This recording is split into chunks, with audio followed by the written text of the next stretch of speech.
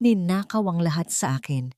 Habang nagpapakakuba ako para sa pamilya niya, nagpapakasarap ang asawa ko sa kama ng iba gamit ang perang panligtas sana sa ina ko. Pabigat ka lang, Karina. Bulyaw niya. Isang malutong na sampal ang isinukli ko na nagpatameme sa kanya. Tapos na ang pagiging martir. Oras na para maningil. Paano nga ba pababagsakin ang imperyong itinayo sa kasinungalingan? Ninakaw ang lahat sa akin. Habang nagpapakakuba ako para sa pamilya niya, nagpapakasarap ang asawa ko sa kama ng iba gamit ang perang panligtas sana sa ina ko. Pabigat ka lang, Karina. Iyan ang paborito niyang isumbat. Isang malutong na sampal ng katotohanan ang tuluyang gumising sa akin. Tapos na ang pagiging martir. Paano nga ba pababagsakin ang imperyong itinayo sa sarili kong pawis at dugo? Amoy sibuyas at mantika na siya, babe. Nakakasawa na. Huwag mo na siyang isipin. Oo, kinuha ko na yung pondo sa account niya. Makakabili ka na ng Hermes bag na gusto mo mamaya. Ang tinig na yon ay nagmula sa nakabukas na tablet ni Rico na naiwan sa ibabaw ng marmol na mesa sa kusina. Isang mensaheng boses na malamang ay nakalimutan niyang burahin. Sa mga oras na yon, maingat at punong-puno ng pagmamahal na inaayos ni Karina ang huling piraso ng putong bumbong at mga espesyal na kakanin para sa kanilang ikalimang anibersaryo ng kasal. 5 taon ng pag-aalay ng sarili. Subalit nang marinig niya ang mga salitang yon, isang pilak na tinidor ang dumulas mula sa kanyang nanginginig na mga daliri. Bumagsak ito sa sahig at lumikha ng isang matalim na alingaw-ngaw na tila bumasag sa mismong kaluluwa niya. Hindi siya sumigaw, walang luhang tumulo. Ngunit sa loob-loob niya, naramdaman niya ang gumuho at madurog ang buong mundo niya. Ang malamig na hanging nagmumula sa aircon ay tila naging yelo na. Unti-unting bumalot sa kanyang dibdib, pinipigilan ang kanyang paghinga. Bago pa man siya makabawi mula sa pagkamanhid, bumukas ang malaking pintuan ng kusina. Pumasok si Rico. Suot ang isang mamahaling suit na binili gamit ang credit card na si Karina, mismo ang nagbabayad buwan-buwan. Nakasunod sa kanya ang kapatid nitong si Bea, na prenteng nakahalukip-kip at pinasadahan ng mapanlait na tingin ang kaanyuan ng kanyang hipag. Ate Karina, my God, it's your anniversary tapos ganyan ang suot mo. Ang luma na ng duster na yan. Hindi ka ba nahihiya kay kuya? Anyway, make me coffee, yung less sugar ha. Bilisan mo at may pupuntahan pa kami ni kuya. Wika ni Bea habang nag-aayos ng kanyang mamahaling hikaw sa harap ng salamin. Hindi makapagsalita si Karina. Ang lalamunan niya ay tila sinakal ng isang nakikitang kamay. Sa halip na sumagot, dahan-dahan niyang kinuha ang kanyang sariling telepono na nakapatong sa gilid ng lababo. Nanginginig ang kanyang mga daliri nang buksan niya ang banking app. Iyon ang lihim niyang account. Ang pondong pinagpuyatan at pinagtipiran niya mula sa kanyang maliit na sweldo sa bangko para sana sa operasyon sa puso ng kanyang ina. Lumbas ang mga numero sa screen, zero balance, walang natira. Napahawak ng mahigpit si Karina sa malamig na gilid ng lababo hanggang sa mamuti ang kanyang mga buko. Ang perang pambili ng buhay ng kanyang ina ay naging isang luho lamang para sa kabit ng kanyang asawa. Ang paningin niya ay nagdilim at pakiramdam niya ay lulubog ang sahig na kanyang kinatatayuan. Karina, bakit nakatunganga ka dyan? Isang mataray ngunit pilit na malambing na boses ang pumailan lang. Si Doña Estrella, ang matriarka ng pamilya Delgado, ay pumasok habang inaayos ang kanyang perlas na kwintas. Tiningnan ng matanda ang mga inihandang pagkain bago ibinaling ang tingin sa manugang. Tingnan mo nga ang asawa mo. Napakagandang lalaki at napakasipag. Ang swerte mo kay Rico. He's such a good provider. Huwag mong kalilimutan, Karina. Kung hindi dahil sa pamilya namin, baka nasa estero pa rin kayo ng nanay mo. Isang malaking utang na loob mo sa amin ang buhay mo ngayon, kaya ayusin mo ang pagsisilbi sa asawa mo.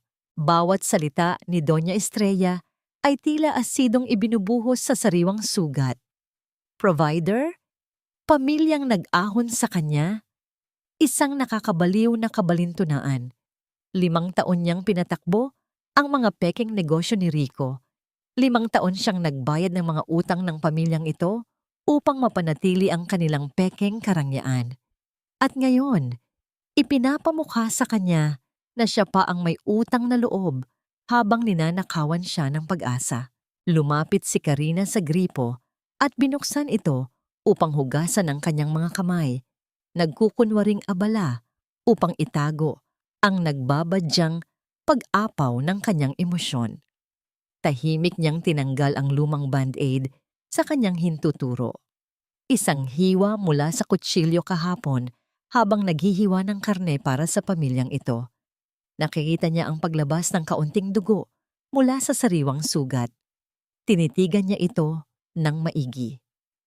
Mahapdi, ngunit napagtanto niya na ang pisikal na kirot na yon ay walang sinabi kumpara sa napakalaking butas na inukit ng pagtataksil sa gitna ng kanyang puso.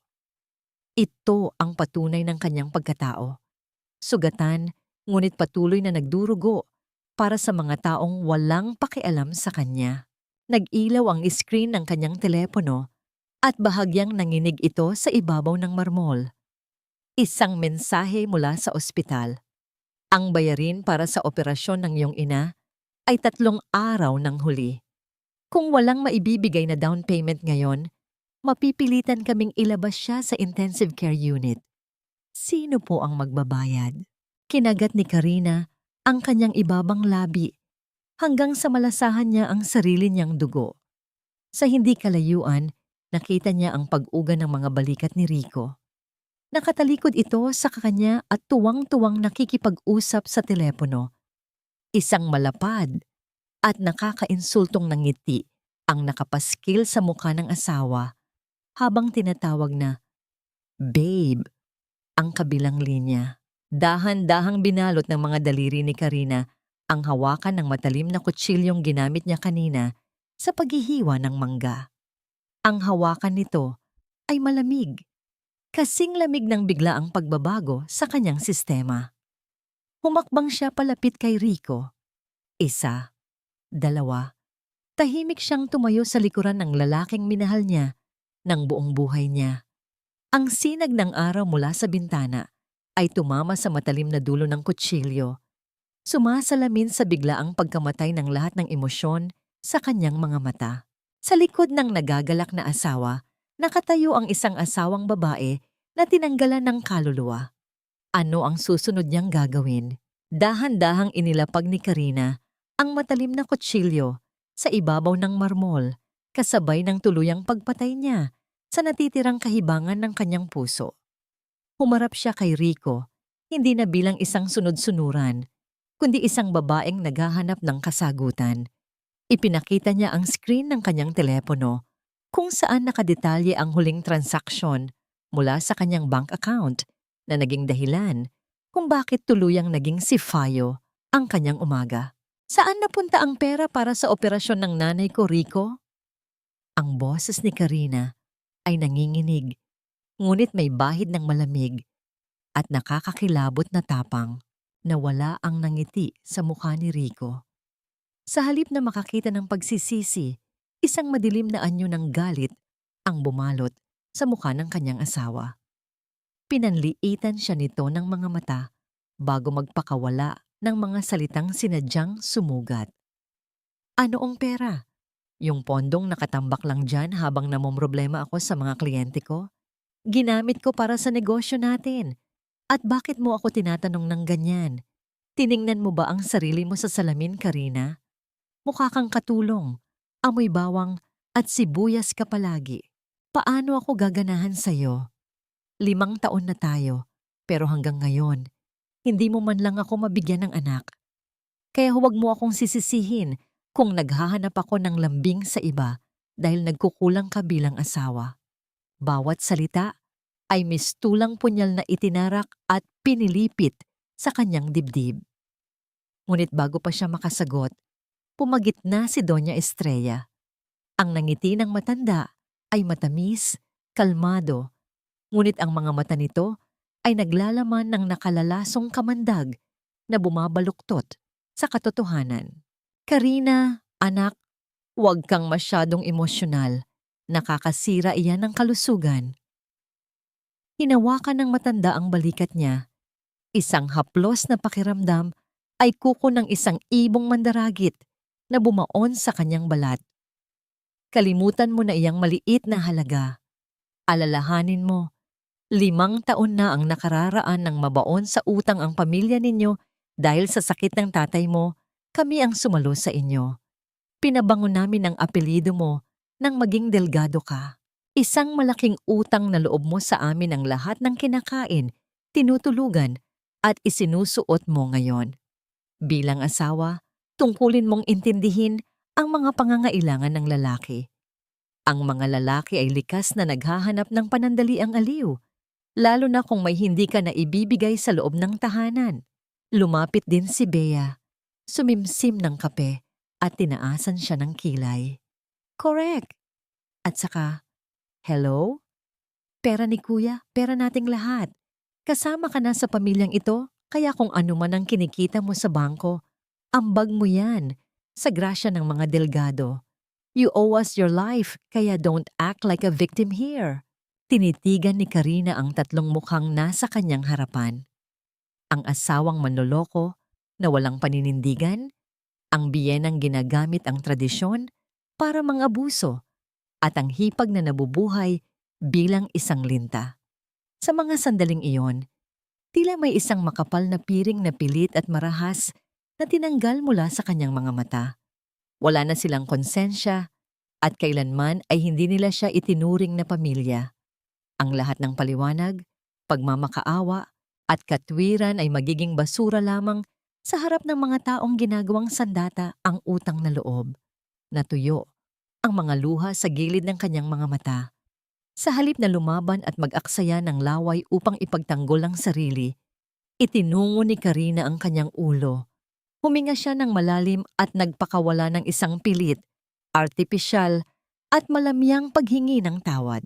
Pasensya na po, nanay. Pasensya na, Rico. Masyado lang po akong nag-alala sa nanay ko, kaya ako nag-isip ng masama. Aayusin ko na po ang pagkain ninyo. Ito ang kanyang bagong maskara, ang pagyuko upang hindi maputulan ng ulo. Nakita niya ang pagngisi ni Rico sa pag-aakalang nanalo na naman siya at ang kislap ng tagumpay sa mga mata ni Doña Estrella. Inakala nilang ang asong ulol ay naging masunuring tuta muli na handang tumanggap ng mga tira-tira. Pagsapit ng kalaliman ng gabi, binalot ng makapal at malamig na kadiliman ang buong mansyon ng mga delgado. Sa loob ng silid na matagal nang walang init ng pagmamahal, nakaupo si Karina sa harap ng kanyang nakabukas na laptop. Tinitigan niya ang kanyang kanang kamay na matagal na naglingkod ng walang kapalit. Dahan-dahan niyang hinaplos ang murang singsing na ibinigay sa kanya ni Rico noong sila ay nagsisimula pa lamang mangarap. Isang munting piraso ng pilak na sa paglipas ng panahon ay naging simbolo ng kanyang pagkaalipin at kawalan ng halaga. Tahimik at walang bahid ng pag-aalinlangan, hinubad niya ang singsing na iyon. Ang dating sikip at bigat na dala nito sa kanyang daliri ay biglang naglaho. Binuksan niya ang pinakailalim na bahagi ng kanyang tukador at ibinaon ang singsing sa pinakasulok nito. Ibinabaon kasama ang kanyang huling patak ng pagiging martir. Ibinaling niya ang kanyang atensyon sa kumikinang na screen ng laptop. Binuksan niya ang isang nakatagong lalagyan ng mga dokumento na may pangalang Delgado Finances. Narito ang lahat ng ebidensya ng kanyang pagpupuyat at sakripisyo. Ang mga kontratang siya mismo ang gumawa upang magmukhang matalino si Rico. Ang mga utang na siya ang nagtakip gamit ang sariling sweldo at ang mga sikretong pinansyal na bumubuhay sa pekeng imperyo at ilusyon ng kanyang asawa. May isang mensaheng nakahanda sa kanyang email na nakatutok sa isang hindi kilalang tatanggap na matagal na niyang naging kakampi sa trabaho. Ang nakasulat lamang doon ay ilang maiikling salita na magpapabago ng lahat. Simula na ng Plan B. Mula sa pagpapadala ng mensahe, ang kanyang mga daliri ay lumipat sa online banking portal na nag-uugnay sa kanyang kaisa-isang natitirang kredito. Nakatapat ang pamili ng screen sa nakatakdang automatikong pagbabayad para sa napakalaking balanse ng credit card ni Rico, ang mismong card na ginamit upang bilhan ng luho ang kabit nito. Huminga ng malalim si Karina. Ang kanyang mga mata ay walang mababakas na takot o awa, kundi ang malamig na simula ng isang tahimik na unos. Idiniin niya ang kanyang daliri upang tuluyang kanselahin ang transaksyon. Ang mahinang tunog ng pagpindot ay tila naging isang hudyat na tuluyang nilamon ng malawak at nakakabinging kadiliman ng gabi. Sa isang marangyang showroom ng mga sasakyan, nakatayo si Rico habang mayabang na iniaabot ang kanyang makinang na credit card sa ahente, umaasang mabilis na maibibigay sa kanyang kabit na si Cindy ang pinapangarap nitong sports car gamit ang perang hindi naman kanya. Ngunit ang inaasahang mabilis na transaksyon ay biglang napigil ng maglabas ng pulang ilaw ang makina. Kasunod ang pagluwa ng isang maliit na resibong naglalaman ng salitang tinanggihan. Namula ang mukha ni Rico sa labis na kahihiyan. Ang kanyang mga ugat sa leeg ay halos pumutok sa galit habang pilit niyang sinisisi ang ahente at ang sira o manong sistema ng tindahan. Labis na ikinahiya ang mga mapangutyang tingin ng mga taong nakasaksi sa pagbagsak ng kanyang mataas na ego. Samantala, sa loob ng malamig at tahimik na opisina ng bangko kung saan nagtatrabaho si Karina, umilaw ang screen ng kanyang telepono na nagpapahiwatig ng isang tawag na pumasok. Ang pangalan ni Rico ay lumitaw na parang isang sumpa na handang sumira sa kanyang araw. Dahan-dahan niya itong sinagot. Pinanatili ang kalmadong paghinga habang pinakikinggan ang nag-uusok na tinig ng kanyang asawa mula sa kabilang linya. Minumura ang sistema ng bangko at nag-uutos na ayusin agad ang kanyang card dahil napapahiya na siya sa harap ng maraming tao. Sa halip na matakot o magkumahog gaya ng nakasanayan niyang gawin noon, isang malamig na ngiti ang sumilay sa mga labi ni Karina habang hinahaplos ang gilid ng kanyang mesa. Ang kanyang boses ay artipisyal na malambing, puno ng huwad na pag-aalala na nagkukubli sa kanyang bagong nahanap na kapangyarihan. Baka may system maintenance lang ang bangko ngayon, babe. Hayaan mo, aayusin ko pagbalik ng system. Malambing niyang tugon bago tuluyang pinatay ang linya. Iniiwan ng kanyang asawa na sumisigaw sa kawalan habang ang mga pangarap nitong magpasikat sa ibang babae ay gumuho. Sumapit ang oras ng tanghalian, ngunit sa halip na pumunta sa malapit na restaurant upang bumili ng mainit na pagkain, tahimik na naupo si Karina sa isang sulok ng pantry upang ilabas ang isang piraso ng tuyong tinapay na binalot niya pa kaninang umaga. Lumapit si Sofia, ang kanyang matalik na katrabaho, na bakas ang labis na pag-aalala sa mukha nang makita ang payak at kaawang-awang kalagayan ng kanyang kaibigan. Inaalok itong makihati sa kanyang baong ulam. Ngunit umiling lamang si Karina, nagpakawala ng isang maliit ngunit tapat na ngiti bago tahimik na kinagat ang tuyo at matigas na tinapay. Sa unang pagkakataon sa loob ng 5 taon, naramdaman niyang mas masarap pa ang simpleng pagkaing ito kaysa sa mga mamahaling putahe, matatamis na kakanin, at malalaking piging na araw-araw niyang iniluluto at pinagsisilbihan para sa mapang-abusong pamilya Delgado. Sapagkat ito ang tunay na lasa ng kalayaan, ang lasa ng pagbangon na walang halong panunumbat at pangaalipin. Pagbalik sa kanyang mesa, muling hinarap ni Karina ang kanyang computer at gamit ang kanyang autoridad bilang isang senior analyst, binuksan niya ang pinansyal na talaan ng kanyang hipag na si Bea. Ang pambayad ng bagong sasakyan ni Bea ay mahigpit na nakapangalan kay Karina bilang pangunahing garantor. Isang dokumento ng pag-ibig na ginamit lamang upang abusuhin siya. Walang anumang pag-aalinlangan, inalis niya ang kanyang pangalan at pirma sa mga dokumento ng proteksyon. Tuluyang sinimulan ang unang bitak sa marupok na kaharian ng mga Delgado na matagal nang nabubuhay sa kanyang dugo at pawis.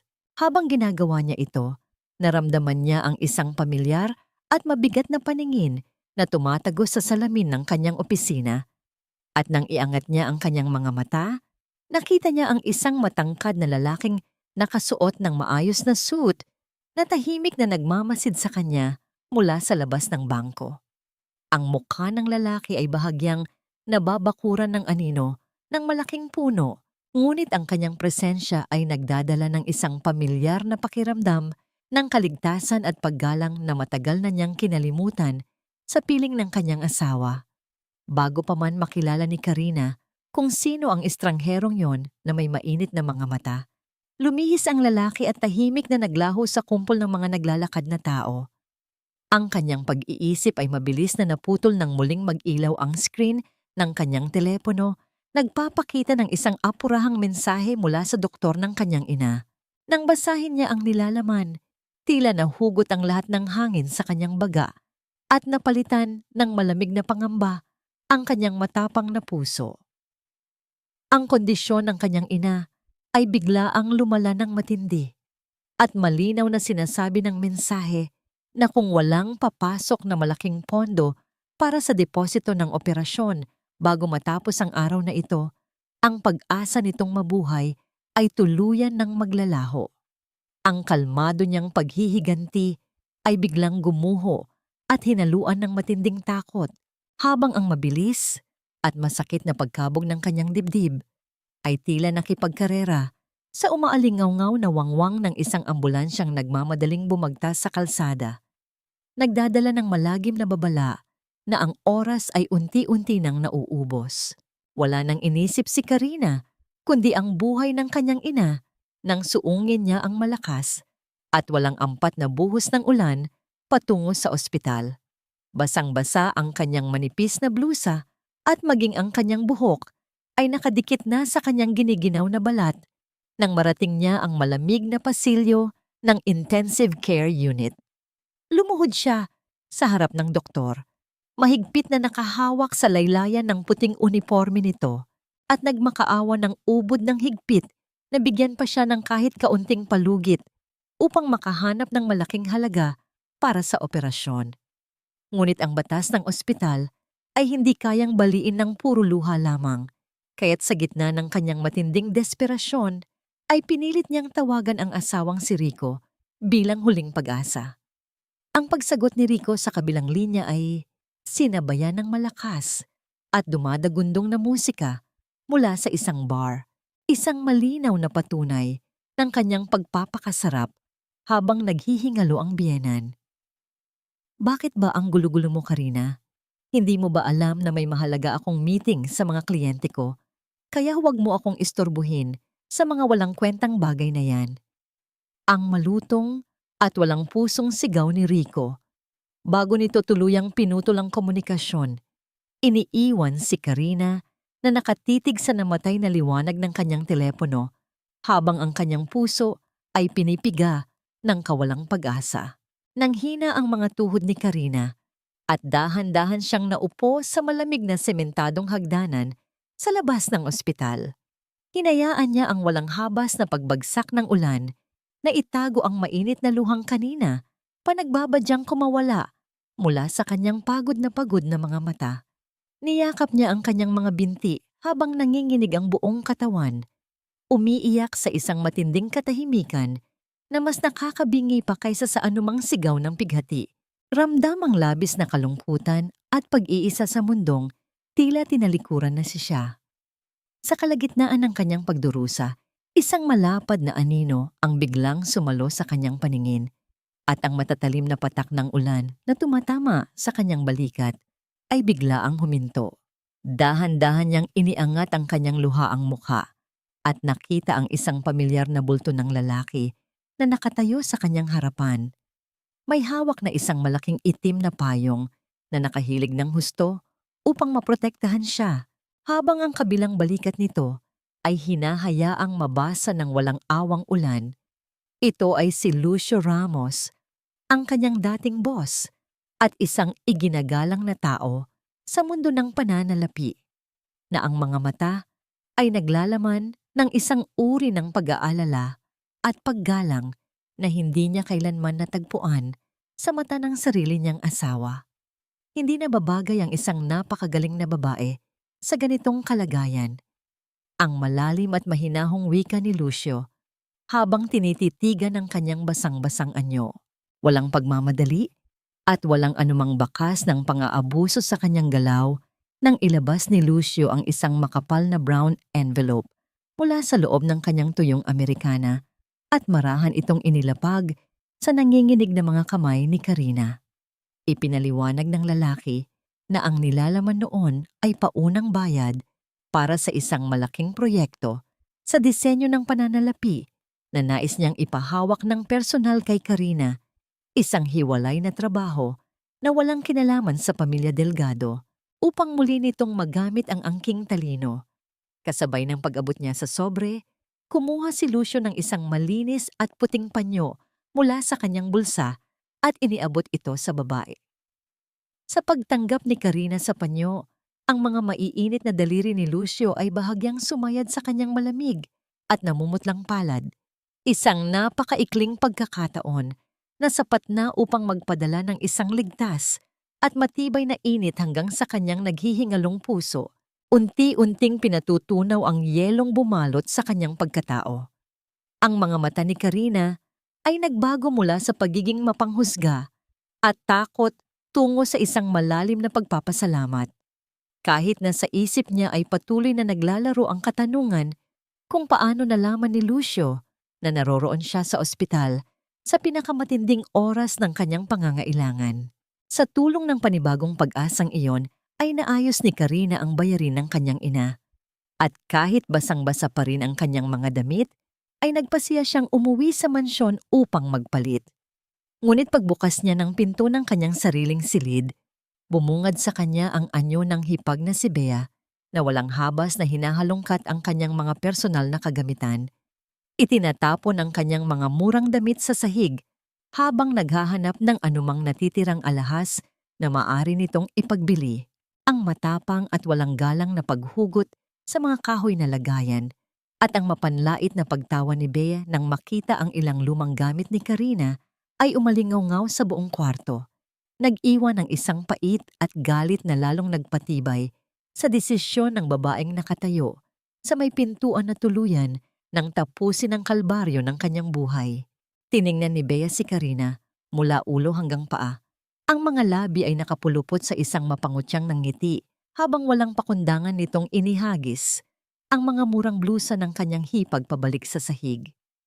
My God, Ate Karina, puro basahan ba ang itinatago mo rito? Wala man lang akong mapakinabangan na alahas na pwedeng isangla. Wika nito na puno ng pandidiri, tahimik at walang anumang emosyon na bumakas sa mukha ni Karina habang dahan-dahan siyang lumuhod upang pulutin ang kanyang mga damit. Ang kanyang mga mata ay nanatiling nakatitig sa lapag, nagkukubli ng isang matalim na puot na kasing talim ng patalim sa dilim. Pumasok si Doña Estrella sa silid, hindi man lang pinuna ang kalat ng kanyang anak na si Bea. Sa halip, ginamit nito ang matamis, ngunit nakalalasong boses upang mag-utos. Karina, may malaking kliyente ang asawa mo, bukas sa isang real estate firm. Alam mo naman na ikaw ang mas magaling magsulat ng mga technical na bagay, kaya gumawa ka ng business proposal ngayon din. Para naman may pakinabang ka at makabawi ka sa utang na loob mo sa pamilyang nag-ahon sa'yo sa hirap.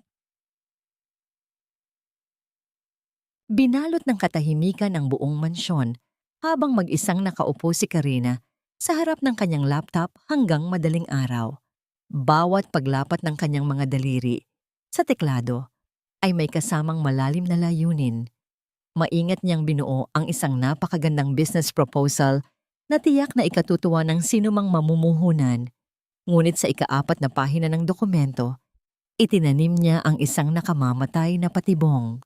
Sa pinakamaliit na sukat ng letra, isiningit niya ang isang sugnay na nagsasaad ng buong pananagutan ni Rico na magbayad ng 200% ng danyos sakaling hindi matupad ang mga pangako sa kontrata. Pagsapit ng umaga, Walang anumang pag-aalinlangan na hinablot ni Rico ang makapal na folder mula sa ibabaw ng mesa. Hindi man lang niya binasa ang nilalaman nito at lalong hindi siya nag-aksaya ng laway upang magpasalamat sa kanyang asawa. Nagmamadali siyang umalis ng bahay, tiwala na ang katalinuhan ng kanyang asawa ang muling mag-aangat sa kanyang pangalan. Malayo sa mapang-aping pader ng mga delgado, nakatagpo si Karina ng kapayapaan sa isang tagong kapihan kasama si Lucio. Habang pinag-uusapan nila ang direksyon ng bagong proyekto, unti-unting bumalik ang kislap sa mga mata ng babae. Ang kanyang mga salita ay puno ng kumpiyansa, ang kanyang isip ay malinaw, at sa unang pagkakataon ay naramdaman niyang siya ay may halaga bilang isang profesional. Tahimik na nakinig si Lucio. Ang mga mata nito ay nakatitig sa kanya nang may malalim na paghanga at buong paggalang na pilit nitong itinatago sa likod ng formalidad. Sa gitna ng kanilang masayang talakayan, aksidenteng natabig ni Karina ang lalagyan ng asukal at kumalat ang maliliit na kristal nito sa ibabaw ng kahoy na mesa. Sa halip na tawagin ng serbidor o utusan siya, gaya ng palaging ginagawa ni Rico, kusang kumuha ng malinis na pamunas si Lucio at siya mismo ang marahang naglinis ng kalat. Ang simpleng gawaing iyon ay nagdala ng isang matinding init sa dibdib ni Karina, isang patunay ng purong pagkakapantay-pantay na hindi niya kailanman naranasan sa kanyang sariling asawa. Nabalik lamang siya sa realidad nang biglang umilaw ang kanyang telepono. Isang mensahe mula kay Rico ang bumungad sa screen. Ipinagmamalaki nitong matagumpay niyang napirmahan ang malaking kontrata at kasunod nito ay ang panlalait na nagsasabing umuwi na si Karina dahil wala naman siyang silbi kundi ang kumain at matulog sa bahay nila. Isang malamig na ngiti ang sumilay sa mga labi ni Karina habang tinititigan ng mensahe. Batid na ang mismong kamay ng kanyang asawa ang naglagay ng sarili nitong leeg sa bitayan. Sino kaya ang tunay na may-ari ng malaking kumpanyang nilagdaan ng kanyang asawa? Ngunit bago pa niya lubos na malasap ang panimula ng kanyang panalo, bumukas ang salaming pintuan ng kapihan. Pumasok ang isang babaeng pamilyar kay Karina. Ito ay si Cindy, ang matalik na kaibigan ng kanyang hipag at ang mismong babaeng nakahiga sa kama ng kanyang asawa. Nang mapansin ni Cindy ang presensya ni Karina na may kasamang isang makisig at iginagalang na lalaki, mabilis nitong inilabas ang telepono mula sa kanyang mamahaling bag. Itinutok ng kabit ang lente ng kamera sa direksyon nilang dalawa upang kumuha ng lihim na larawan. Ang tahimik at mekanikal na pagkuha ng larawan sa loob ng telepono ay sumabay sa huwad at nakakalasong ng ngiti ng babae. Nagbabadya ng isang panibagong bagyo na sisira sa huling natitirang tulay ng mga delgado. Sa labas ng bahagyang nakabukas na pinto ng silid ni Bea, nakatayo si Karina na tila naging isang malamig na rebulto na yari sa bato. Mula sa maliit na uwang, pinagmasdan niya ang malalapad na ngiti at pag-angat ng mga balikat ng kanyang hipag at ng matalik nitong kaibigan na si Cindy. Isang malinaw na pagdiriwang ng kanilang masamang balak. Ipinapakita ni Cindy sa screen ng kanyang telepono ang larawang lihim nitong kinuha sa kapihan kanina, kung saan makikita si Karina na may kasamang ibang lalaki. Look at this, Bea! Perfect timing talaga. Kasama ng hipag mo si Lucio Ramos. Kapag ipinakita natin ito kay Rico, siguradong may dahilan na siya para hiwalayan ang patay gutom na yan nang walang ibinibigay na kahit anong hatian sa ari-arian. We can finally kick her out of this house. Ang matalim at puno ng malisya na wika ni Cindy. Sa pagbanggit ng pangalan ng kanyang asawa, mula sa mga labing iyon, tila isang balde ng yelo ang ibinuhos sa buong pagkatao ni Karina. Tuluyan na siyang naliwanagan na ang babaeng madalas bumisita at kumain ng mga iniluluto niya sa mansyong ito, ang kaibigang tinuturing nilang parang pamilya, ay ang mismong ahas na nakapulupot sa asawa niya. Ang boses na narinig niya mula sa naiwang tablet ni Rico Nung umaga ng kanilang anibersaryo ay perpektong tumugma sa tinig ng babaeng nasa kanyang harapan. Agad na bumalik si Karina sa kanyang madilim na silid at tahimik na naupo sa harap ng kanyang computer. Ginamit niya ang kanyang malawak na karanasan sa pag-aanalisa ng mga pinansyal na talaan sa bangko upang tahimik na sundan ang bakas ng salaping patuloy na lumalabas mula sa mga credit card ni Rico. Bawat numero at transaksyon na lumitaw sa screen ay nagkwento ng isang nakaririmarim na katotohanan na matagal nang ikinukubli sa kanya.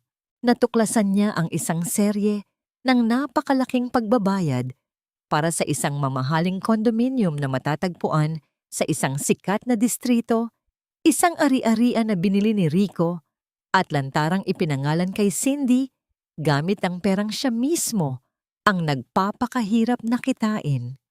Walang anumang luhang pumatak mula sa mga mata ni Karina nang bumungad sa kanyang paningin ang mga digital na litrato ni Cindy na buong pagmamalaking ibinabandera sa social media ang kanyang mamahaling bag. Iyon ang mismong bag na binili gamit ang pondong inipon ni Karina para sana iligtas ang naghihingalong puso ng kanyang ina. Sa halip na magmukmok o makaramdam ng awa sa sarili, binalot ng isang nakapangingilabot at matatag na lamig ang kanyang buong sistema. Unti-unti siyang nagpalit anyo mula sa isang biktimang nasugatan tungo sa isang tahimik ngunit napakapanganib na mga ngaso. Maingat niyang kinopya ang lahat ng resibo, pekeng kontrata at mga lihim na transaksyon papasok sa isang maliit na pulang USB.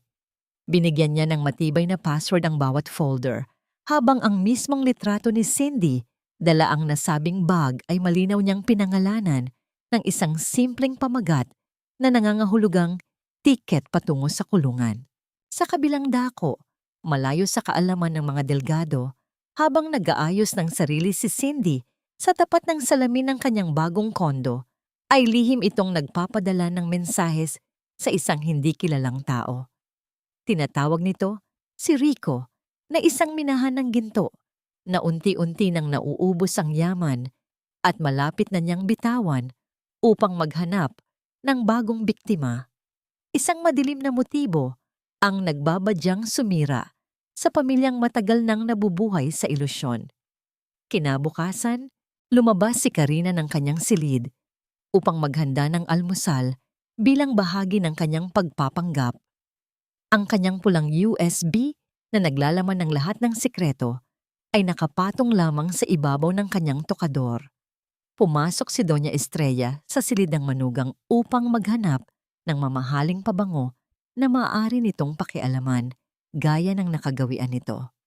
Ang mapanuring paningin ng matanda ay agad na nahagip ang maliit na pulang bagay na iyon. Ang magaspang at kulubot na kamay ng biyenan ay dahan-dahang gumapang at mahigpit na kinapitan ang malamig na USB. Tahimik na pinakikiramdaman ang bigat ng sikretong nakapaloob doon na maaari sanang bumago sa ikot ng kanilang kapalaran. Nang makita ni Karina ang kanyang biyenan na hawak ang maliit na pulang USB, isang malamig na kaba ang panandaliang gumapang sa kanyang batok, ngunit mabilis niya itong pinigilan. Hindi siya maaaring magpakita ng kahinaan. Hinarap niya si Doña Estrella na nakataas ang kilay habang inuusi sa kung ano ang nilalaman ng kagamitang iyon. Gamit ang pinakamahinahon at pinakamasunuring tono na kaya niyang gawin, ipinaliwanag ni Karina na naglalaman lamang ito ng mga lumang kanta mula sa simbahan at mga panalangin sadyang inipon niya para sa araw-araw na pagninilay-nilay ng matanda. Nang marinig iyon, umikot ang mga mata ng ginang sa labis na pagkabagot at pandidiri at walang pakundangang binitawan ang USB. Ang maliit na kagamitan ay bumagsak sa makinis na sahig na naglikha ng isang mahinang kalampag na mabilis na matay sa hangin, kasabay ng pautos na boses ng biyenan na nagpapaalalang kailangan na niyang maghanda para sa malaking salo-salo ng pamilya. Tahimik na yumuko si Karina upang pulutin ang kanyang sandata. Itinatago ito ng maigi sa bulsa ng kanyang palda bago bumalik sa kusina. Pagsapit ng tanghali, ang buong mansyon ng mga Delgado ay napuno ng ingay mula sa mga nagkukwentuhang kamag-anak, tawanan ng mga bisita, at yabang ng mga nagpapayaman. Sa gitna ng nag-uumapaw na karangyaan, si Karina ang nagsilbing anino na walang tigil sa paggalaw. Basang-basa na ng pawis ang kanyang likuran, namumula ang kanyang mukha sa init ng kalan, at nangingalay na ang kanyang mga braso sa pagdadala ng mga mabibigat na bandehado ng pagkain patungo sa mahabang hapagkainan.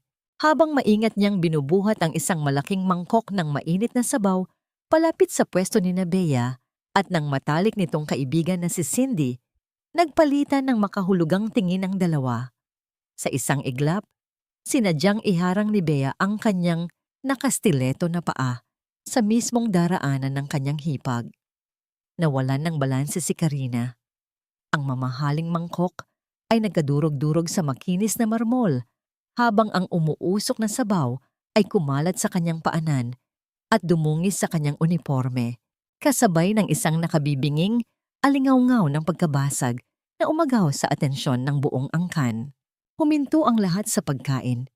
Ang panandaliang katahimikan ay mabilis na napalitan ng mga bulungan at mahihinang pagtawa mula sa mga bisitang nakasaksi sa kanyang pagbagsak. Ramdam ni Karina ang hapdi ng mainit na likidong tumalsik sa kanyang balat, ngunit ang pisikal na kirot na iyon ay walang laban sa lamig ng yelong tuluyang bumalot sa kanyang puso. Sa halip na umiyak at takpan ng kanyang mukha sa labis na kahihiyan, dahan-dahan niyang inabot ang mga basag na piraso ng porselana. Maingat niyang pinulot ang mga ito ng paisa-isa. Ang kanyang tindig ay nanatiling tuwid at ang kanyang baba ay nakataas. Nag-aanyong isang dugong bughaw na napalilibutan ng mga basura. Ngunit ang pambabastos ay hindi pa natatapos. Walang awang tumayo si Rico mula sa kabisera. Ang mukha ay namumula sa galit dahil sa pagkapahiya ng kanyang pamilya sa harap ng mga panauhin.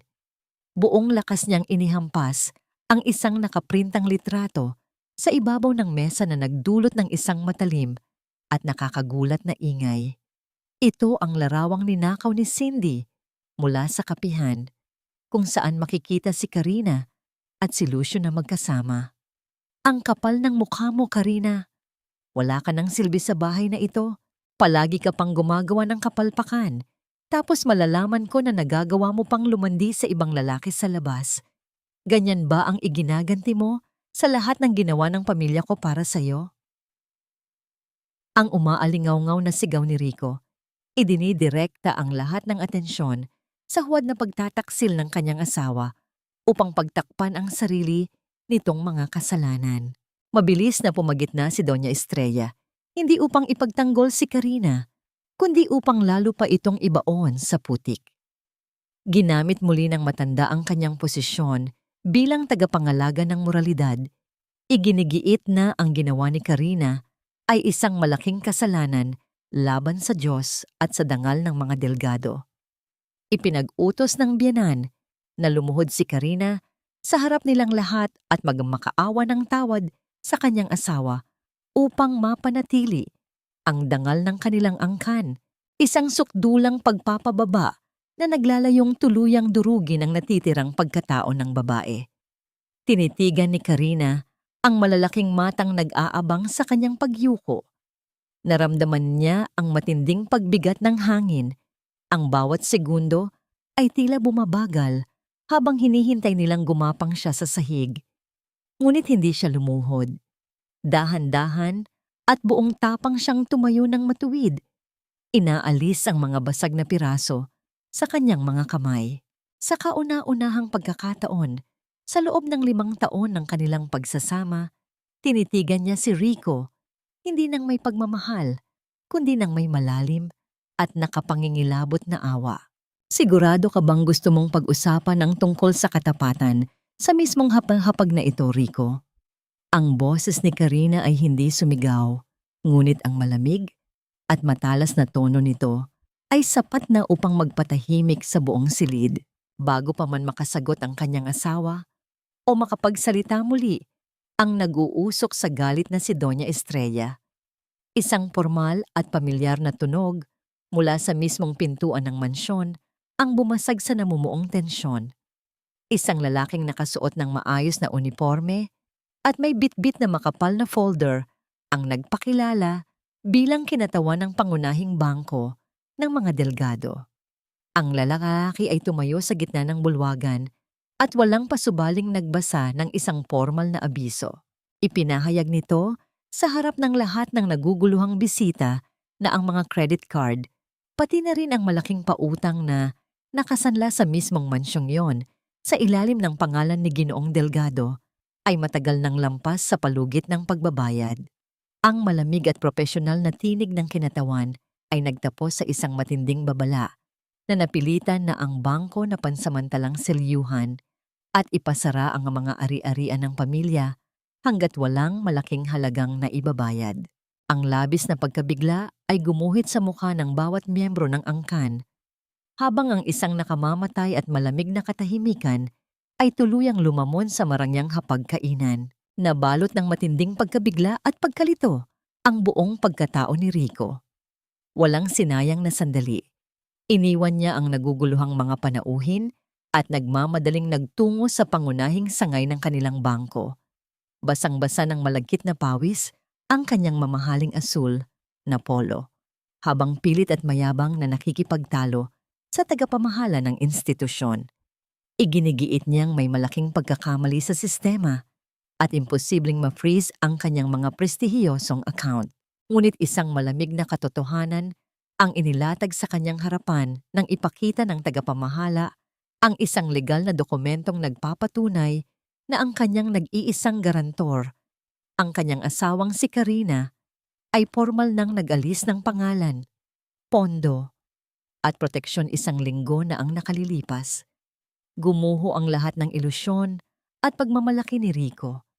Ang kayamanang matagal na niyang ipinagyayabang ay hindi kailanman naging kanya, kundi hiram lamang sa asawang Wang palagi niyang minamaliit.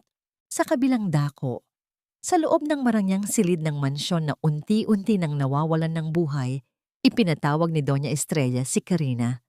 Ginamit muli ng matanda ang kanyang pinakapaboritong sandata upang mangalipin ang mga luha ng isang nagkukunwaring biktima.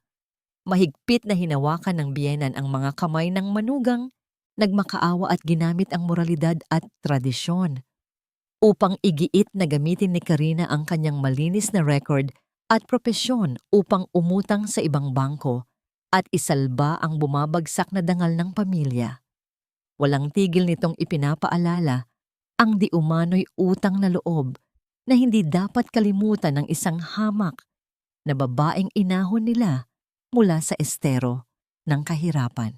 Tinitigan lamang ni Karina ang nanginginig na mga balikat ng matanda. Wala nang anumang bakas ng awa o pag-aalinlangan sa kanyang mga mata. Dahan-dahan at buong diin niyang binawi ang kanyang mga kamay mula sa mapang-abusong pagkakahawak ng kanyang biyenan. Pasensya na po, Mama. Isa lamang po akong asawang amoy bawang at sibuyas na walang silbi sa bahay na ito. Wala po akong anumang kapangyarihan at awtoridad upang tulungan kayo sa ganyang kalaking halaga. Ang banayad, mabagal, ngunit matalim na tugon ni Karina. Ibinabalik niya sa kanila ang mismong mga salitang ginamit upang durugin ang kanyang pagkatao noong umaga ng kanyang anibersaryo. Ang matinding galit at pagkahiya ay nag-apoy sa mga mata ni Bey na kanina pa nakikinig sa isang gilid. Mabilis itong sumugod at mataas na iniamba ang kanyang kamay upang sampalin ang mapangahas at sumasagot na hipag. Ngunit bago pa man dumapo ang palad sa pisngi ni Karina, mabilis na sinalo ng babae ang braso ni Bea sa kalagitnaan ng hangin.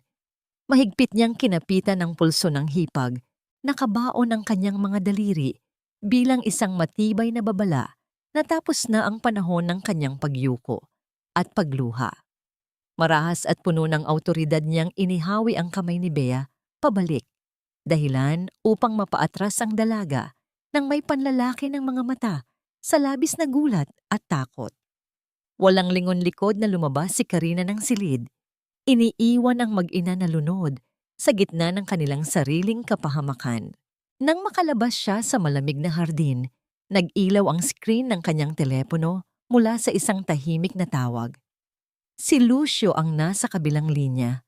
Nagdala ang lalaki ng balitang tila isang purong ulan na naghugas sa lahat ng pagod ng kanyang kaluluwa. Naging matagumpay at ligtas ang maselang operasyon sa puso ng kanyang ina. Idinagdag pa nitong palihim niyang inilipat ang matanda sa isang mas komportable at pribadong silid upang makapagpahinga ng payapa at malayo sa anumang alalahanin.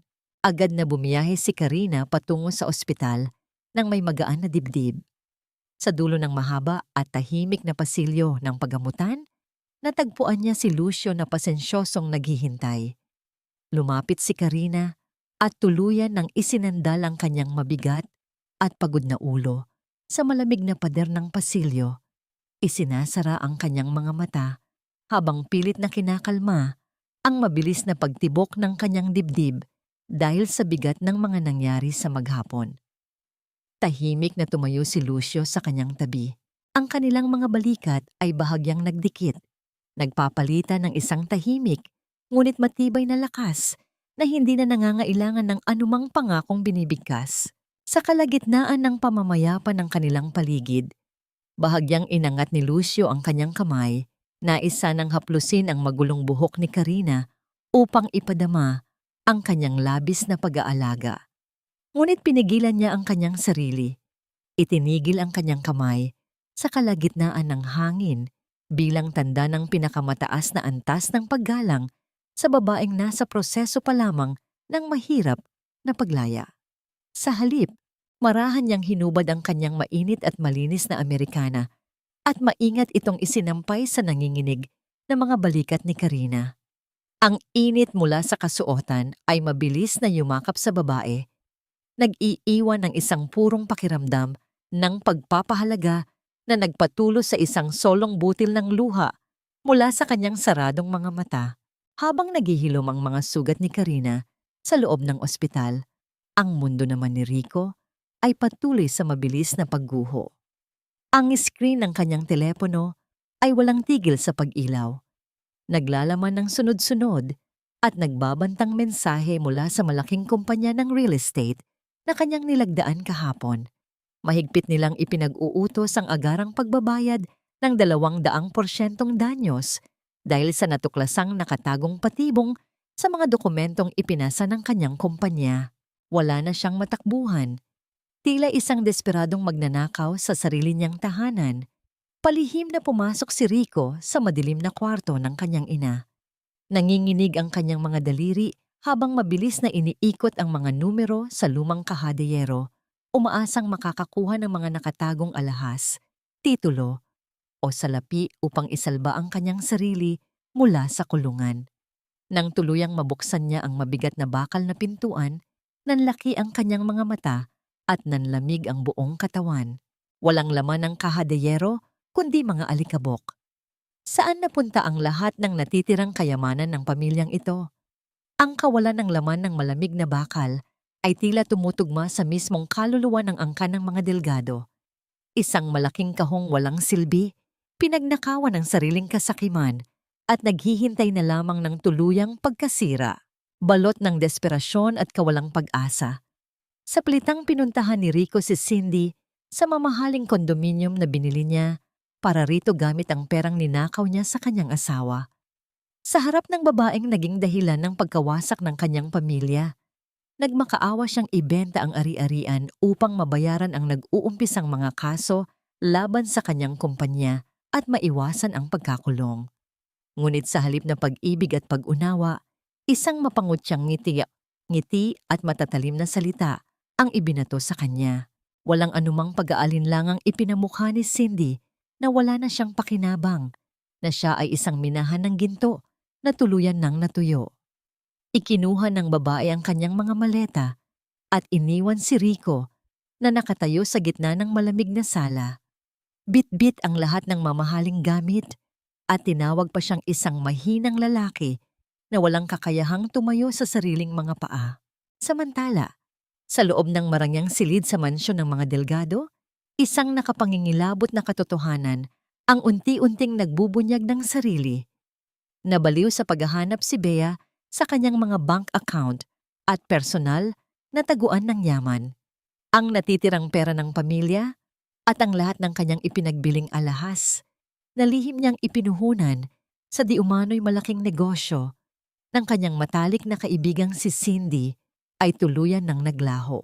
Maging ang laman ng kahadeyero ng kanyang ina ay matagal na pala niyang ninakaw at ibinigay sa mapanlinlang na kaibigan.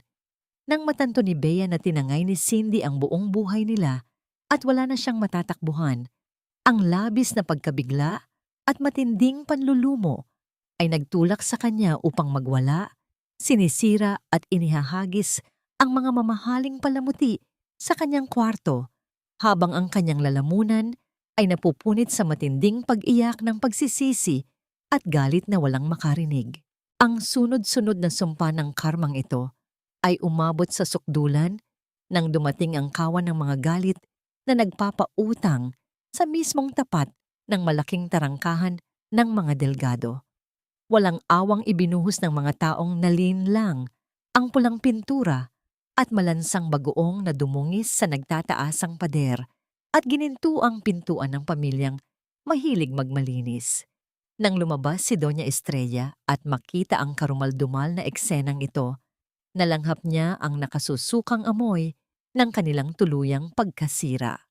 Hindi nakayanan ng kanyang matandang katawan at mataas na pagmamalaki ang matinding kahihiyan sa harap ng mga nakikiusyosong kapitbahay.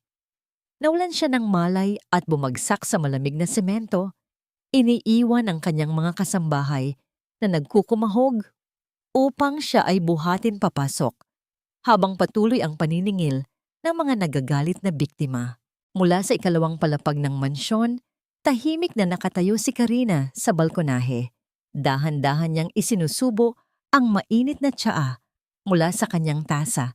Ang kanyang mga mata ay walang emosyong nakamasid sa kaguluhang nagaganap sa ibaba. Wala ng awa at wala ng pag-ibig sa kanyang dibdib. Ang dating pusong laging nagpapatawad ay naging isang matibay na yelo na hindi na kailanman matutunaw ng kanilang mga luha at paghihirap. Nang matapos niya ang kanyang tsa, tahimik siyang pumasok pabalik sa kanyang silid at sinimulang ilagay ang kanyang mga personal at simpleng damit sa loob ng isang maliit na maleta.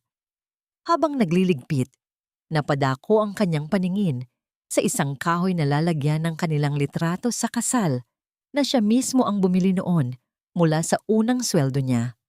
Maingat niyang kinuha ito at inalis ang likurang takip. Hinugot niya ang litratong nagpapakita ng nakangiting mukha ni Rico at walang atubiling itinapon niyon sa basurahan.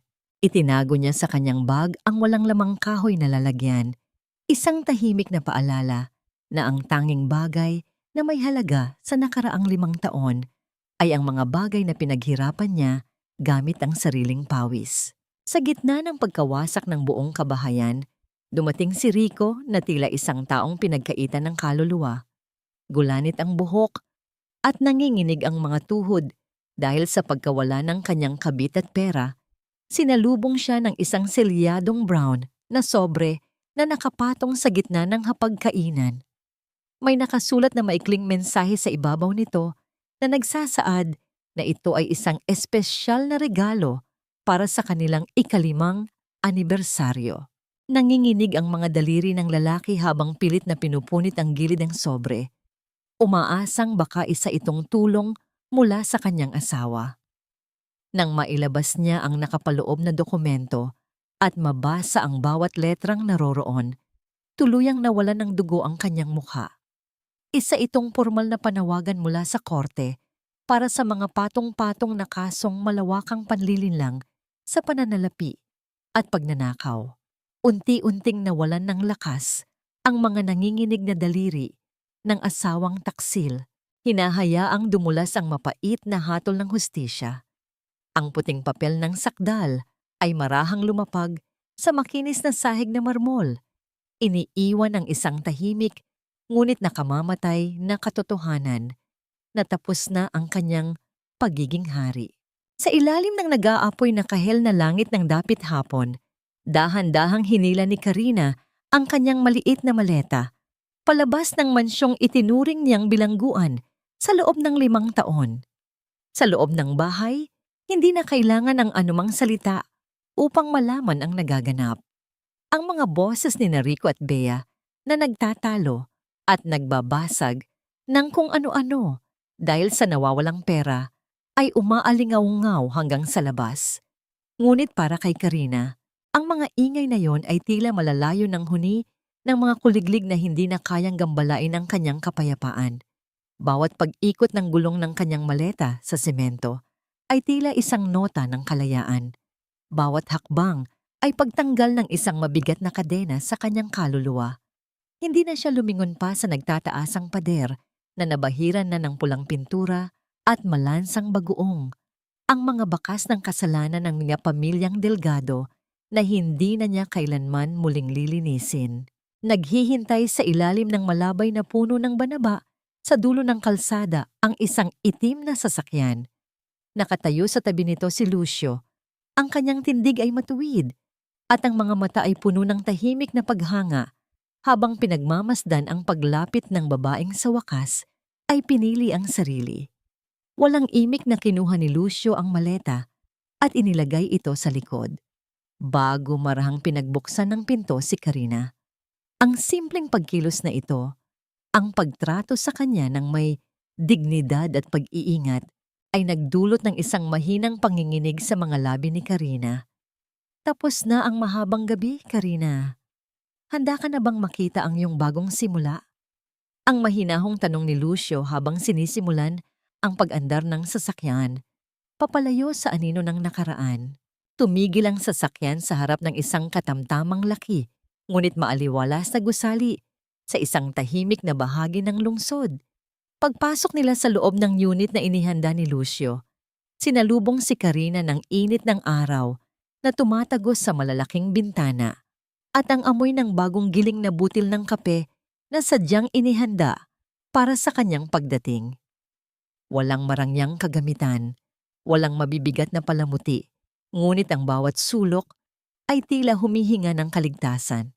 Dahan-dahang ibinaba ni Karina ang kanyang bag at doon, sa gitna ng katahimikan ng sariling tahanan, ay tuluyan ng bumigay ang kanyang mga pader. Ang mga luhang kanina pa pinipigil ay dahan-dahang umagos, hindi dahil sa sakit, kundi dahil sa matinding kaginhawaan na sa wakas, siya ay malaya na. Wala nang sisigaw sa kanya, wala nang mga alipusta, at wala nang magnanakaw ng kanyang kinabukasan. Naupo si Lucio sa kanyang tapat. May dalang isang baso ng maligamgam na tubig at isang supot ng paboritong tinapay ni Karina na nabibili lamang sa isang lumang panaderya malapit sa bangko.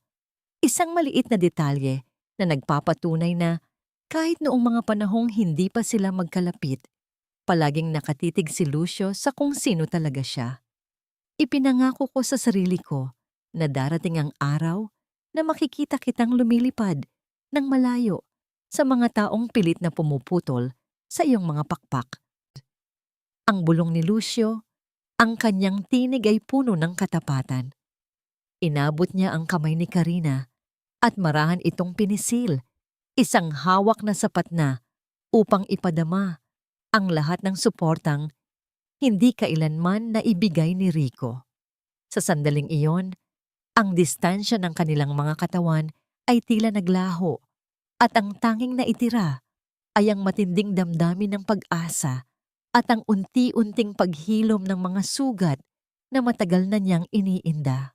Habang ninanamnam ni Karina ang unang gabi ng kanyang kalayaan, sa kabilang panig ng lungsod, ang kadiliman ay tila mas lalong kumapal para kay Rico. Sa loob ng malamig at maingay na himpilan ng pulisya, nakaupo ang dating makapangyarihang negosyante sa isang matigas na upuang kahoy habang pinalilibutan ng mga dokumento ng kanyang mga kasalanan. Walang tigil ang kanyang mga daliri sa pagpindot sa screen ng kanyang telepono, paulit-ulit na tinatawagan ang numero ni Karina sa gitna ng kanyang paghihikahos. Ngunit ang tanging naririnig niya ay ang mekanikal at malamig na boses ng operator na nagsasabing ang numero ay hindi na maabot. Isang paulit-ulit na tunog na tila isang huling hatol sa kanyang pag-iisa. Sa kauna-unahang pagkakataon, naramdaman ni Rico ang tunay na lamig ng pag-iisa. Batid na ang tanging taong naging sandigan niya ay tuluyan ng naglaho sa dilim, bitbit ang lahat ng liwanag na hindi niya kailanman pinahalagahan. Sa harap ng isang nag-uumapaw na kumpol ng mga reporter at mga taong abala sa pagkuha ng video gamit ang kanilang mga telepono, nakaupo si Doña Estrella sa isang luma at kupas na silya, pilit na pinatutulo ang kanyang mga luha habang humaharap sa isang live stream. Ang kanyang boses ay nanginginig at puno ng huwad na pighati. Isinusumbat sa buong mundo na ang kanyang manugang na si Karina ay isang walang utang na loob na babae na ninakaw ang lahat ng natitirang yaman ng mga delgado bago ito tuluyang tumakas. Itinuring namin siyang tunay na anak, binigyan ng marangal na pangalan, pero heto ang iginanti niya sa amin sa oras ng aming kagipitan. Ang humihikbi niyang wika, habang ang mga nanonood online ay mabilis na nagpapakawala ng mga salita ng pagkampi sa matanda at pagmura sa pangalan ni Karina. Ngunit ang madilim na dula ng matanda ay biglang naputol ng isang mamahaling puting sasakyan ang huminto sa tapat ng gusali. Bumukas ang pinto at lumabas ang isang babaeng tila hindi na nakikilala ng sino mang naroroon. Si Karina ay nakasuot ng isang napaka-eleganteng navy blue na suit. Maayos ang pagkakaayos ng kanyang buhok at ang kanyang mukha ay nagliliwanag sa isang uri ng kapangyarihan at awtoridad na hindi kailanman nakita noong siya ay nakatira pa sa mansyon. Kasunod niya ang isang kilalang abogado na may dalang makapal na briefcase. Ang bawat hakbang ni Karina sa semento ay may kasamang matibay na paninindigan at ang bawat reporter na pilit lumalapit ay tila kusaring umaatras dahil sa matikas at malamig niyang presensya. Tapos na ang palabas mama, ang dahan-dahan at malinaw na wika ni Karina habang dumidiretso siya sa harap ng mga kamera. Walang takot na hinarap ni Karina ang nagbabagong tingin ng mga tao. Ipinakita niya sa harap ng lente ang sunod-sunod na kopya ng mga bank statements at audit reports na inihanda niya sa tulong ng kanyang abogado. Ipinakita niya ang katotohanang sa loob ng 5 taon, ang marangyang pamumuhay ng pamilya Delgado ay hindi nagmula sa mga negosyo ni Rico, kundi sa mismong sweldo at mga bonus ni Karina bilang isang senior analyst na palihim na inililipat sa mga account ng pamilya upang takpan ang kanilang mga utang. Isang malakas na bulungan ang gumapang sa kumpol ng mga tao nang matanto nilang ang babaeng tinawag nilang magnanakaw ang siya palang bumuhay sa pamilyang mapang-abuso. Ngunit ang pinakamatinding dagok ay hindi ang mga numero. Inilabas ni Karina ang kanyang telepono at dahan-dahang pinindot ang screen upang i-play ang isang audio recording. Ang boses ni Rico ay malinaw na umalingaw-ngaw sa buong paligid, tumatagos sa katahimikan ng lahat ng nakikinig. Amoy sibuyas at mantika na siya, babe. Nakakasawa na. Kinuha ko na yung pondo sa account niya. Makakabili ka na ng Hermes bag na gusto mo. Kasunod nito ay ang pag-amin ni Rico na ang perang ninakaw niya ay para sana sa operasyon sa puso ng ina ni Karina. Sa pagkakataong yon, ang mga komento sa live stream ay mabilis na nagbago. Ang awa para sa matanda ay napalitan ng matinding galit at pagkasuklam para sa buong pamilya Delgado. Sa kalagitnaan ng kaguluhan, dumating ang 2 pulis na kasama ang isang gulanit at hapong-hapong si Rico. Ang asawang taksil ay nakapuso sa gitna ng 2 awtoridad. Ang mukha ay puno ng takot at kahihiyan. Nang makita ni Rico si Karina, tila nawalan siya ng lakas sa mga tuhod at dahan-dahang lumuhod sa harap ng asawa sa gitna ng kalsada. Karina, please, patawarin mo ako. Nabulag lang ako. Huwag mo itong ituloy. Maawa ka sa amin ni Mama. O ang pagmamakaawa ni Rico habang pilit na inaabot ang laylayan ng damit ni Karina. Ang kanyang mga luha ay mabilis na dumadaloy at humahalo sa dumi ng semento. Mabilis na lumapit si Doña Estrella kay Karina. Pilit na itinatago ang kanyang nanginginig na mga kamay at pilit na ibinabalik ang malambing na tinig na ginamit niya noong una. Anak Karina, alam kong mabuti kang tao. Mag-usap tayo sa loob, pamilya tayo, hindi ba? Patawarin mo ang pagkukulang ni Rico, gagawin namin ang lahat para makabawi. Ang wika ng matanda habang pilit na humahawak sa braso ng manugang. Ngunit walang anumang emosyon na gumuhit sa mukha ni Karina. Dahan-dahan at buong diring ginalaw ni Karina ang kanyang braso upang alisin ang pagkakahawak ng matanda na tila may isang maruming bagay na dumampi sa kanyang balat. Hindi ninyo ako pamilya. Isang kagamitan lang ang tingin ninyo sa akin na pwedeng itapon kapag sira na. Ang malamig na sagot ni Karina. Kinuha niya mula sa kanyang abogado ang isang selyadong dokumento at walang pag-aalinlangang inihagis ito sa paanan ni Rico na hanggang ngayon ay nakaluhod pa rin sa lupa. Ang mga papel ay dahan-dahang bumagsak at kumalat sa semento. Nagpapakita ng titulong nagsasaad ng formal na petisyon para sa pagpapawalang bisa ng kanilang kasal. Pirmahan mo yan, Rico. At pagkatapos, pumasok ka sa loob ng presinto at doon mo pag-isipan kung paano muling maging tao. Ang huling habilin ni Karina bago siya tumalikod ng walang anumang pag-aalinlangan. Ang tunog ng pagsasara ng pinto ng kanyang sasakyan ay tila naging isang formal na pagtatapos sa mahabang kabanata ng kanyang pagtitiis.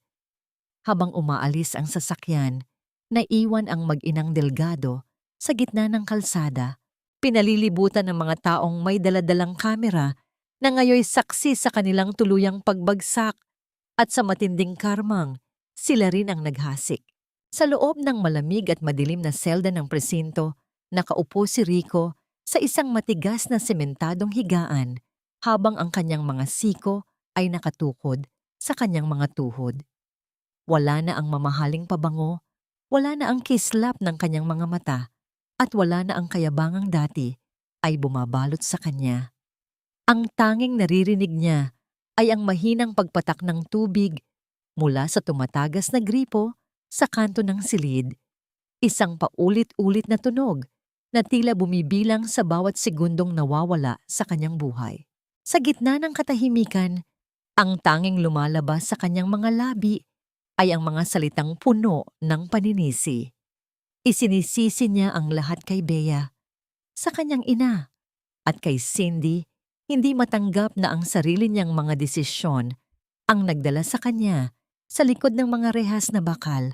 Ang dating hari ng mansyon ay isa na ngayong bilanggo ng sarili niyang mga kasalanan, lunod sa pagsisisi na huli na para itama. Sa kabilang panig ng lungsod, malayo sa kinang ng mga ilaw ng Makati, matatagpuan ang isang barong-barong sa gilid ng isang maruming eskinita. Doon, sa gitna ng init at masangsang na amoy ng basura, nakatira ang mag-inang Doña Estrella at Bea. Wala na ang mga kasambahay na sumusunod sa bawat utos nila. Sa ibabaw ng isang lumang mesa, nagtatalo ang dalawa dahil sa isang maliit na piraso ng tuyong tinapay at isang plastik ng tubig. Ang boses ni Doña Estrella ay nanginginig sa galit habang isinusumbat kay Bea ang lahat ng perang nawala dahil sa pakikipagkaibigan nito sa maling tao. Ang dati ay utang na loob na ginagamit nilang sandata laban kay Karina ay naging isang sumpa na ngayon ay ipinupukol nila sa isa't isa. Isang walang katapusang siklo ng panunumbat at pagkamuhi. Habang unti-unti silang nilalamon ng kahirapang kailanman, ay hindi nila inakalang daranasin.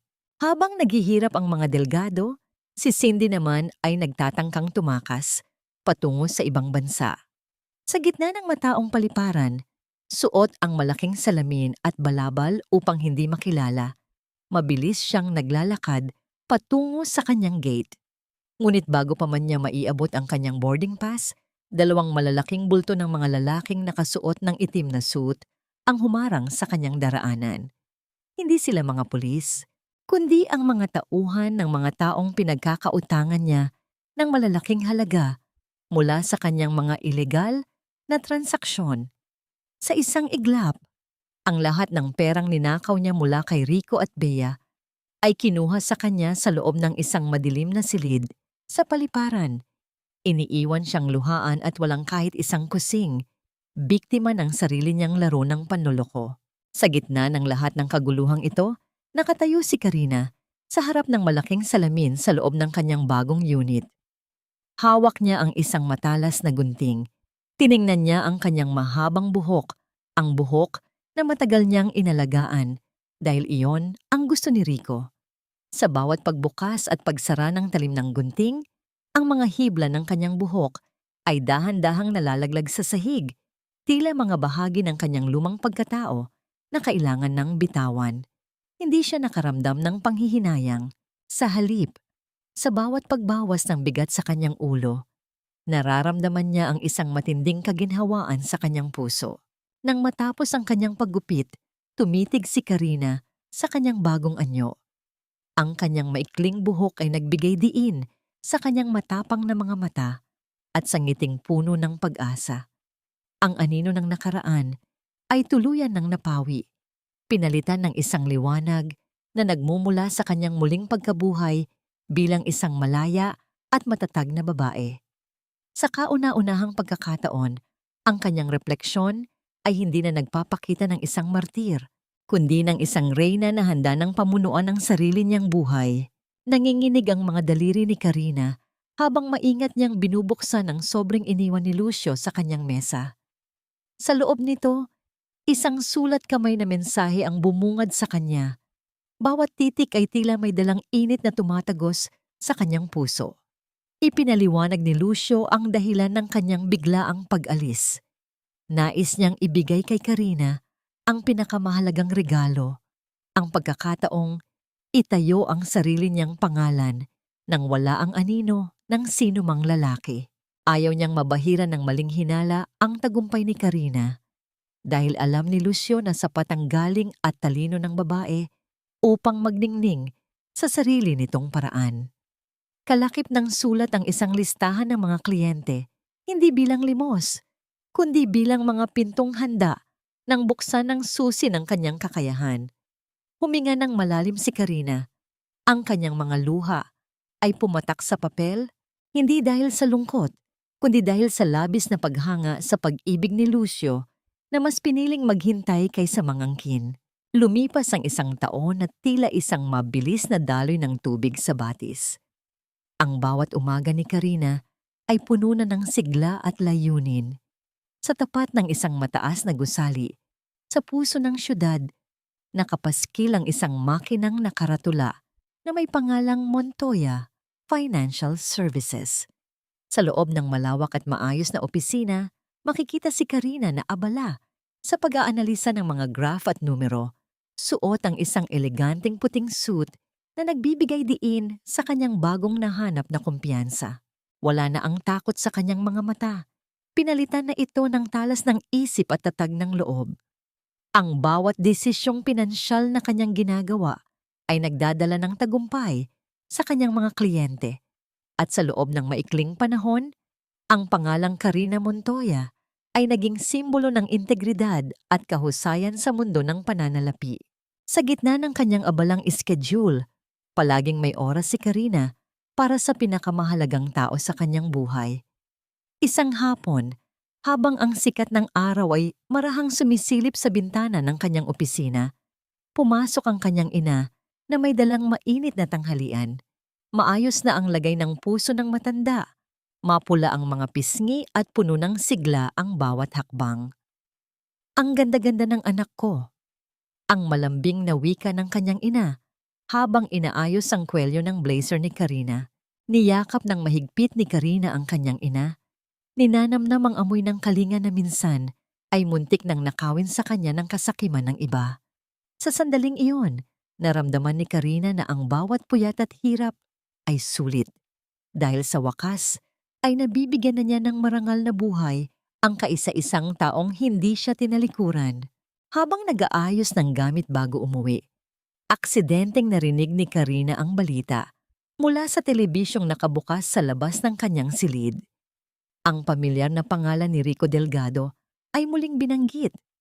Ngunit sa pagkakataong ito ay hindi para sa karangalan. Ang hatol ng korte ay pinalna. 5 taong pagkakakulong para sa malawakang panlilinlang at pagnanakaw. Walang anumang galit o pait na naramdaman si Karina. Dahan-dahan niyang kinuha ang remote at pinatay ang telebisyon. Pinalitan ang ingay ng isang payapang katahimikan. Para sa kanya, ang anino ni Rico ay wala ng puwang sa kanyang kasalukuyan. Ang paglimot at ang kawalan ng pakiramdam, ang pinakamatinding parusa na naibigay niya sa lalaking minsan ay itinuring niyang mundo. Bago tuluyang lumubog ang araw, nagpasiya si Karina na bisitahin ang maliit na unit na inupahan niya noong unang araw ng kanyang paglaya. Sa pagkakataong ito, hindi na siya nangungupahan lamang. Bit-bit ang mga legal na dokumento, formal na niyang binili ang unit na yon dahil ito ang nagsilbing saksi sa kanyang muling pagsilang. Habang pinagmamasdan niya ang kahel na langit mula sa balkonahe, ang bawat hininga niya ay puno ng pasasalamat. Siya na ang may-ari ng kanyang oras, ng kanyang pera, at higit sa lahat, ng kanyang kaligayahan. Wala nang mga kadenang pumipigil sa kanyang mga hakbang. Pagbalik niya sa kanyang opisina upang kunin ang naiwang susi, napansin ni Karina ang isang malaking laggang ng mga bulaklak na come to cow na nakapatong sa kanyang mesa. Ang mga talulot nito ay kulay asul at lila, sariwa at tila bagong pitas lamang. Walang pangalan ang nagpadala, ngunit may isang maliit na puting card na nakasepit sa gitna. Naging mabilis ang pagtibok ng kanyang puso nang mabasa ang nakasulat doon. Ang bawat letrang nakatala ay tila isang musikang matagal na niyang hindi naririnig. Café ko da ngoy chưa. Ang tanging nakasulat sa card, isang simpleng tanong na nagbalik sa kanya sa mainit na amoy ng kapihan at sa lalaking tahimik na naghintay sa kanya sa gitna ng unos. Ang amoy ng mga bulaklak ay humalo sa bango ng kape sa loob ng silid, tila isang paanyaya para sa isang panibagong kabanata. Napangiti si Karina, isang ngangiting hindi lamang para sa kanyang tagumpay, kundi para sa isang bukas na handa na niyang salubungin ng may bukas na puso. Hawak ang maliit na puting card. Hindi na nag-aksaya ng kahit isang segundo si Karina. Mabilis niyang kinuha ang kanyang bag at halos tumakbo palabas ng gusali. Ang kanyang mga hakbang sa semento ay mabilis at puno ng pananabik. Alam niya kung saan siya pupunta. Sa bawat himaymay ng kanyang alaala, nakaukit ang bawat sulok ng kalsadang naging saksi sa kanyang mga pinakamahihirap na gabi at sa lalaking palaging nag-aabang sa kanya sa dilim. Habang binabagtas niya ang daan, ang bawat mukha ng taong kanyang nadadaanan ay tila naging malabo sapagkat ang kanyang paningin ay nakatuon lamang sa isang layunin. Narating niya ang tanyag na intersection sa gitna ng syudad, kung saan ang daloy ng trapiko at ang ingay ng mga naglalakad ay tila isang walang katapusang agos. Huminto si Karina sa kanto. Ang kanyang dibdib ay mabilis na tumataas at bumababa dahil sa pagtakbo at sa matinding kabog ng kanyang puso. Inikot niya ang kanyang paningin, hinahanap ang isang pamilyar na bulto sa gitna ng libu-libong tao. Sa bawat segundong lumilipas, ang kanyang pangamba ay unti-unting lumalalim. Natatakot na baka ang lathala sa card ay isa lamang malikmata o isang pagkakataong muli niyang mapapalampas. Ngunit sa tapat ng kabilang kalsada, sa ilalim ng isang malaking digital na billboard, nakatayo ang isang lalaki. Wala itong suot na mamahaling Amerikana. Tanging isang simpleng puting polo na nakatupi ang mga manggas at itim na pantalon. Ang tindig ni Lucio ay nanatiling maayos at matatag. Ang kanyang buhok ay bahagyang ginugulo ng hanging dala ng mga dumaraang sasakyan. Nang magtagpo ang kanilang mga mata sa gitna ng abalang kalsada, isang matamis at mapayapang ngiti ang sumilay sa mga labi ni Lucio. Hindi siya kumilos. Tila hinihintay niya ang tamang sandali na ang tadhana na mismo ang maglapit sa kanila. Nang magbago ang ilaw ng trapiko at maging berde ang hudyat para sa mga naglalakad, dahan-dahang humakbang ang dalawa patungo sa gitna. Ang bawat hakbang ni Karina ay tila paglipad. Ang bigat ng nakaraang taon ay tuluyan ng naglaho. Nang magkaharap sila sa gitna ng tawiran, tumigil ang mundo para sa kanila. Ang ingay ng mga makina at ang sigawan ng mga tao ay tila naging isang malayo at mahinang bulong na lamang sa hangin. I kept my distance, Karina. Nanatili akong nasa malayo dahil gusto kong siguraduhin na buo ka na malaya ka na talaga bago ako muling magpakita sa harap mo. Ang malalim at basag na tinig ni Lucio habang tinititigan ang maikling buhok at ang nagniningning na mga mata ng babaeng pinakahihintay niya. Ngayong ikaw na ang may-ari ng sarili mong buhay, handa ka na bang uminom ng kape kasama ang isang taong hinding-hindi hahayaang lumamig ang iyong puso? Walang anumang salitang lumabas sa mga labi ni Karina. Sa halip, ginamit niya ang kanyang mga bisig upang yakapin ng buong higpit si Lucio. Isinubsob niya ang kanyang mukha sa dibdib ng lalaki, ninanamnamang amoy ng malinis na tela at ang matatag na tibok ng puso nito na tila isang pamilyar na himig ng tahanan. Sa yakap na yon, ibinuhos ni Karina ang lahat ng pasasalamat, ang lahat ng pangungulila at ang lahat ng pag-asang matagal niyang itinago. Maingat na ipinatong ni Lucio ang kanyang mga kamay sa likuran ni Karina. Hinihimas ito ng may labis na pag-iingat, tila isang mamahaling porselana na hinding-hindi na niya muling hahayaang mabasag. Habang magkayakap ang dalawa, dahan-dahang naglaho ang paligid sa isang malambot na katahimikan. Ang init ng katawan ni Lucio at ang higpit ng kanyang hawak ay nagbigay kay Karina ng katiyakang sa wakas. Natagpuan na niya ang kanyang tunay na kanlungan. Hindi ito isang pag-ibig na nakabase sa utang na loob o obligasyon, kundi isang pag-ibig na nagmumula sa paggalang at purong pagtanggap. Sa hindi kalayuan, sa gilid ng isang tumpok ng mga basurang hindi pa nakokolekta, nakatayo ang dalawang babaeng madungis at hapong-hapo. Si Doña Estrella at Bea ay kasalukuyang nag-aagawan sa isang plastik na naglalaman ng mga tirang pagkain. Nang mahagip ng kanilang paningin ang nagaganap sa gitna ng kalsada. Nakita nila si Karina, ang babaeng dati nilang inalipusta at minaltrato, na ngayon ay kumikinang sa gitna ng karangyaan at tunay na kaligayahan sa piling ng isang makapangyarihang lalaki. Ang matinding inggit at ang pait ng kanilang sinapit ay tila isang malakas na sampal na gumising sa kanila sa katotohanang sila ang tunay na nawalan ng lahat. Nanatili silang nakatitig, lunod sa sarili nilang dumi, habang pinapanood ang pag-alis ni Karina patungo sa isang buhay na hinding-hindi na nila maaabot. Nang kumalas sa yakap, magkahawak kamay na naglakad ang dalawa patungo sa direksyon ng papalubog na araw. Ang bawat tawanan nila at ang mahihinhin na bulong ay sumasabay sa ihip ng preskong hangin sa dapit hapon. Sa gitna ng malawak na syudad, ang dalawang kaluluwang dumaan sa matinding unos ay sa wakas ay nakatagpo ng kanilang sariling langit. Sa ilalim ng nag-aapoy na kahel na langit ng dapit hapon sa Manila Bay, dahan-dahang naglalakad si Doña Estrella sa gilid ng kalsada, bit-bit ang isang lumang sako na naglalaman ng mga plastik na bote at kung ano-anong basura na maaari pang mapakinabangan.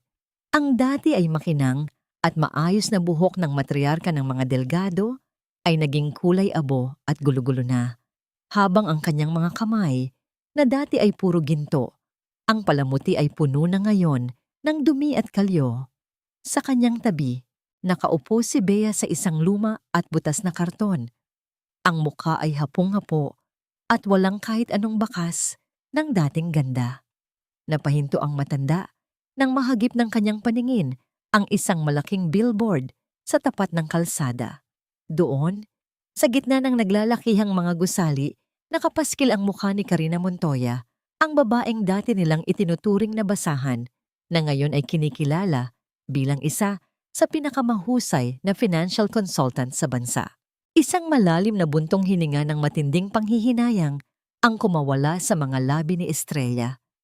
Napagtanto niya sa wakas na ang tinatawag niyang utang na loob ay matagal na palang nabayaran ng pagmamahal na sila rin mismo ang sumira. Sa kabilang bahagi ng syudad, sa loob ng isang makintab at bagong sasakyan, tahimik na nakaupo si Karina habang pinagmamasdan ang mabilis na paglipas ng mga gusali sa labas ng bintana. Bahagyang bumagal ang daloy ng trapiko nang mapadaan sila sa lumang distrito kung saan siya dating nakatira bilang isang asawang martir. Mula sa loob ng sasakyan, nakita niya ang isang pamilyar na anyo ng dalawang babaeng nag-aagawan sa isang piraso ng plastik sa gilid ng kalsada. Ngunit sa pagkakataong ito, wala nang anumang kurot sa kanyang puso. Ang dating galit na nag-aapoy sa kanyang dibdib ay napalitan na ng isang malawak at malamig na katahimikan. Hindi na niya kailangang bumaba pa upang maghiganti. Ang makitang masaya at matagumpay ang sarili, habang ang mga nagmaltrato sa kanya ay nilalamon ng sariling kasakiman, ang pinakamatamis na katarungang naibigay ng tadhana. Sa puntong ito, ang paglimot ay hindi na isang desisyon, kundi isang natural na hantungan ng kanyang paghihilom. Naramdaman ni Karina ang isang mainit na haplos sa kanyang kamay. Inabot ni Lucio ang kanyang palad at marahan itong pinisil, isang tahimik na paalala na hindi na siya kailanman muling mag-iisa sa paglalakbay na ito. "You're okay, Karina. We're moving forward." Ang mahinahong bulong ni Lucio na may kasamang malambing na tingin. Tumango si Karina at sumandal sa balikat ng lalaki. Ninanamnamang kapayapa ang matagal niyang ipinagkait sa sarili. Ang bawat sugat ng nakaraan ay naging mga pilat na lamang na nagpapaalala sa kanyang katatagan. Sa loob ng sasakyan, pinalitan ni Lucio ang istasyon ng radyo at isang malamyos at nakakaantig na himig ang dahan-dahang pumailan lang, punong-puno ng pag-asa at bagong simula. Muling umandar ang sasakyan, mabilis na lumalayo sa madidilim na eskinita ng nakaraan patungo sa maliwanag na direksyon ng hinaharap. Habang unti-unting lumulubog ang araw, ang anino ng pamilya Delgado ay tuluyan ng naglaho sa likuran ni Karina. Wala ng mga kadena, wala ng mga lihim na pasakit, at wala ng mga luhang kailangang itago. Ang bawat segundong lumilipas ay tila isang pahina ng aklat na tuluyan ng naisara, nag-iiwan ng isang malinis at puting papel na handa ng sulatan ng isang kwentong puno ng tunay na pagmamahal at kalayaan. Sa gitna ng dapit hapong yon, ang tanging natira ay ang matamis na amoy ng tagumpay at ang init ng pag-asang hinding-hindi na muling magdidilim.